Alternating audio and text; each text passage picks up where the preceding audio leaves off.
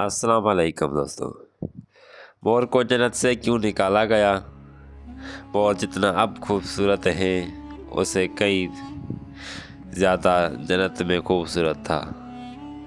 मोर की खूबसूरती पे सभी परिंदे फिदा थे, लेकिन उन सब खूबियों के बावजूद मोर ने ऐसी कौन सी खता की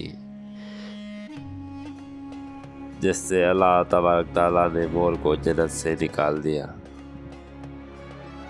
अगर आज की ये बात आपको पसंद आए तो चैनल को सब्सक्राइब ज़रूर कर दीजिएगा। अल्लाह तबारक ताला ने जब हज़रत आदम अलैहिस्सलाम और अम्मा हवा को पैदा फरमाया, उसके बाद उनको जन्नत में भेज दिया। वो दोनों जन्नत में बहुत ही पुरसकून रहते थे, बहुत ही लजीज मेवे फल खाया करते थे। लेकिन एक अनाज जिसको खाने से अल्लाह पाक ने उन्हें मना फरमाया, और वो अनाज गंदम था।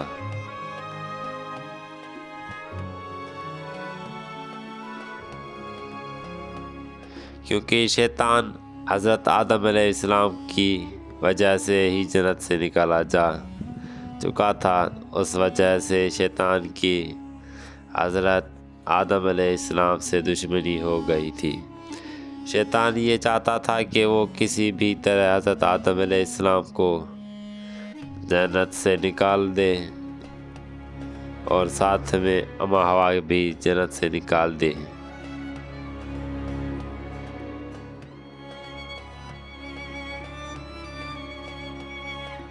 जब शैतान को ये खबर हुई कि हज़रत आदम अलैहिस्सलाम को तमाम मेवे खाने की इजाज़त है, लेकिन गंदम खाने की इजाज़त नहीं, तो शैतान तम इंतकाम की आग दिल में ले ली। जन्नत के दरवाज़े के पास बैठ गया और 300 साल तक वहाँ पर बैठा रहा कि कोई जन्नत के दरवाज़े से बाहर आए तो और शैतान उससे बात कर सके।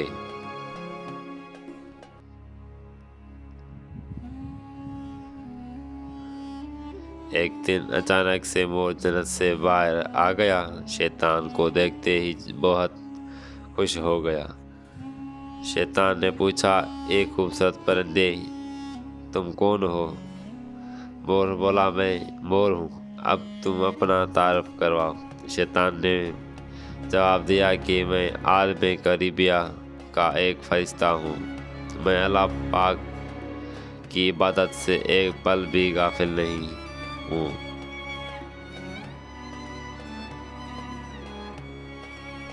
मैं चाहता हूँ कि मैं जन्नत की में जाऊँ,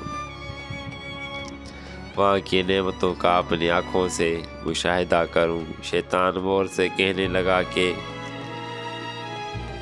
तुम मुझे जन्नत के अंदर ले जाओ, मैं तुम्हें 3 ऐसी बातें बताऊंगा जिससे तुम्हें अब्दी ज़िंदगी हासिल हो जाएगी। तुम्हें बुढ़ापा और बीमारी नहीं आएगी, तुम हमेशा जन्नत में ही रहोगे। शैतान की ये बात सुनकर लालच में आकर मोर ने कहा कि मुझ में तो इतनी ताकत नहीं है कि मैं तुम्हें जन्नत के अंदर ले जाऊं, लेकिन एक सांप मेरा दोस्त है, वो शायद तुम्हारी मदद कर सके। ये कहकर मोर सांप के पास आया, उसको सारी बात बताई। सांप भी शैतान की बातों से बहुत खुश हो गया।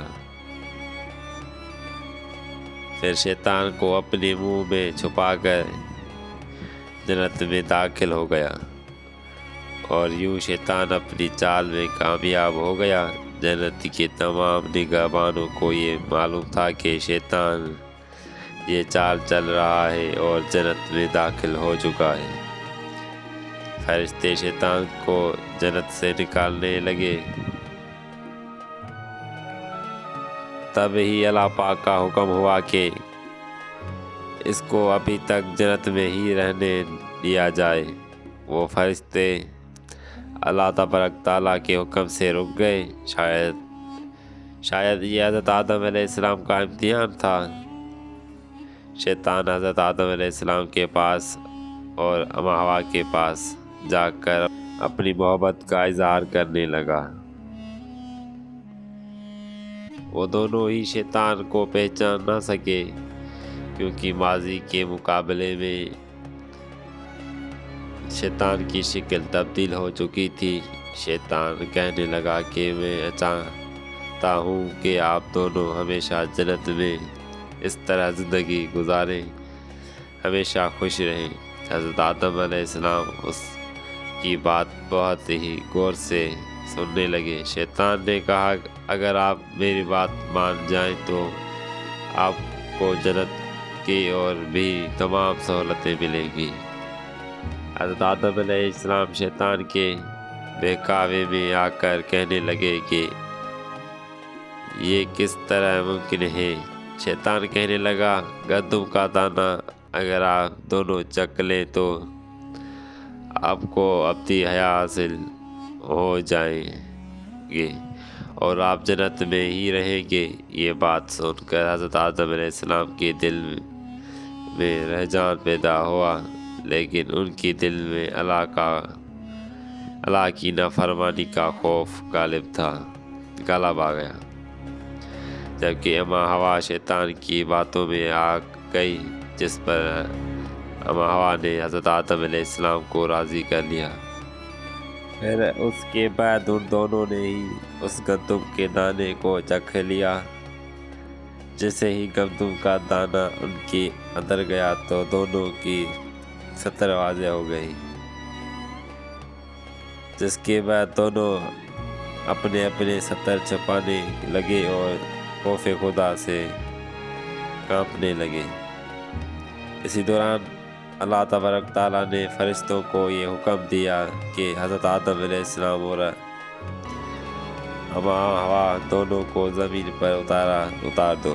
حضرت آدم علیہ السلام کو سری لنکا کے قریب نیچے زمین پر پھینک دیا، جبکہ اماں ہوا کو جدہ کی سرزمین پہ اتارا گیا، جن خوبصورت پیروں سے چل کر مور شیطان کو جنت کے اندر لے کر آیا تھا، وہی خوبصورت پاؤں اللہ پاک نے مور سے لے لیے۔ سانپ جو اپنے منہ میں شیطان کو چھپا کر لایا تھا، اس کے منہ کی خوبصورتی اور خوشبو کو چھین کر اس کے منہ میں زہر دے دیا۔ پھر مور کے ساتھ سانپ کو بھی جنت سے نکال دیا گیا۔